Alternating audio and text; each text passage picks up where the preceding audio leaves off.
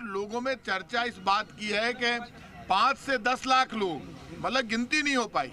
तो ट्राइबल को लेकर इस देश में जितनी योजनाएं बनी वो कांग्रेस सरकारों ने बनाई। देश की आज़ादी के बाद पहले प्रधानमंत्री पंडित नेहरू से लेकर आज तक जितनी योजनाएं बनाई वो हमने बनाई। तो ट्राइबल तो इस देश की ताकत है, हमारी ताकत है। और ट्राइबल बेल्ट में आप ये मानकर चलना, ये मेवाड़ की धरती है, आन बान शान और स्वाभिमान, शौर्य और बलिदान की धरती है। जब महाराणा प्रताप मेवाड़ में लड़ रहे थे धर्म के लिए, स्वाभिमान के लिए, शौर्य के लिए, तब महाराणा प्रताप की सेना का सेनापति एक हाकिम का सूरी मुसलमान पठान था, एक सेनापति पुंजा भील ट्राइबल का सरदार था, एक भामासा राजपूत था और एक भामासा वैश्य समाज के थे और झालामन्ना राजपूत थे। 4 सेनापति थे। तो ट्राइबल बेल्ट में तो हमारे राजस्थान का देश का सम्मान बढ़ाया। ट्राइबल हमेशा आगे बढ़कर देश के लिए धर्म की खातिर लड़ा। यही कारण है कि मानगढ़ धाम में भी बड़ा बलिदान हुआ। तो ट्राइबल को लेकर जो हमारी राजस्थान की सरकार की योजना है उसकी चर्चा पूरे देश में है। आप जाइए, अब ट्राइबल बेल्ट में जो डेवलपमेंट हुआ इन 4.5 वर्षों में, हर गांव में स्कूल खुल गए, कॉलेजें खोल दी, बच्चों को 2 यूनिफॉर्म फ्री ऑफ कॉस्ट मिलती है, इंग्लिश मीडियम के स्कूल खोल दिए, रोजगार के साधन उपलब्ध हो गए। तो ट्राइबल बेल्ट में कांग्रेस बहुत मजबूत है और राजस्थान में इस बार मेवाड़ की धरती पर ट्राइबल बेल्ट में कांग्रेस बहुत बड़े बहुमत के साथ जीत कराएगी। प्रताप जी, एक आपके मंत्री थे, महिलाओं के मुद्दे पे उनको बर्खास्त किया गया, उन्होंने महिला सशक्तिकरण की बात कही।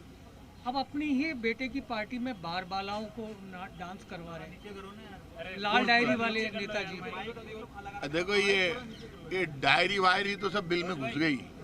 बीजेपी की डायरी खुल गई आजकल क्या है कि बीजेपी की डायरी की चर्चा है।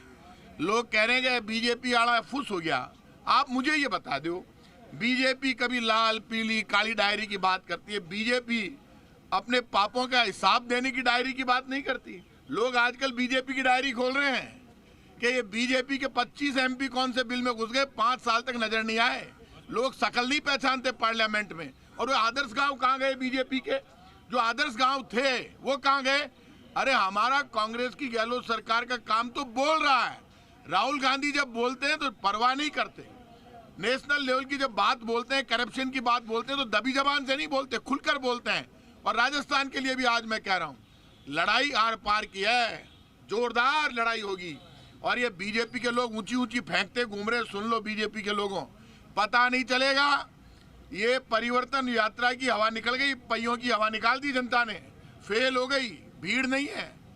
कहाँ आ रही है भीड़? पब्लिक कहाँ है? नाम परिवर्तन यात्रा और परिवर्तन बीजेपी में ही हो गया कि भीड़ नहीं है, बीजेपी के नेता नहीं है। परिवर्तन यात्रा में शामिल होने से बीजेपी के नेता डर रहे हैं। आप बताओ कितने नेता पहुंच रहे हैं? इसलिए बीजेपी की हालत राजस्थान में कोई बहुत अच्छी नहीं है। आप देखना क्या होता है। गुड़ा तो शिवसेना में गए, अब आज शिवसेना कोई आ जाओ, हटे कांग्रेस को काम बोल रही है। और सुन ली सवाई सिंह जी पार्टी छोड़ के कह रहे हैं कांग्रेस डूबता जहाज है। ज्योति मिर्धा हमारे आज समझ में कोई नहीं आ रही। कांग्रेस का जहाज तो चल रहा है और लोग बैठ रहे हैं, जनता हमारी मीटिंगों में जुड़ रही है, लोग हमारे साथ हैं, कांग्रेस सरकार बनाने जा रही है। और ये जो छोड़कर जा रहे हैं इनके अपने पर्सनल इंटरेस्ट हैं। पर्सनल इंटरेस्ट से राजनीति नहीं हुआ करती, राजनीति में उतार चढ़ाव भी आते हैं, मैदान छोड़कर नहीं भागा जाता। ये जो कांग्रेस छोड़कर गए, बता दो कितने दिन एक्टिव थे कांग्रेस में, कि नजर आ रहे थे क्या? आजकल तो ये थे ही नहीं कहीं पर। तो इसलिए इनकी चर्चा ज्यादा करना, मतलब बीजेपी की हालत ये हो गई कि बीजेपी बड़ा खुश होकर दिखाती है हमने इनको ले लिया। अब लेकिन जनता किसको स्वीकार करती है? नेता 2 तरह के होते हैं। नेता का मतलब क्या है? ने का मतलब नैया, ता का मतलब तारण। जो नाव को पार करा के ले जाए उसको नेता कहते हैं। लेकिन नेता भी 2 तरह के हैं, हर पार्टी में मिलेंगे, बीजेपी कांग्रेस सब में।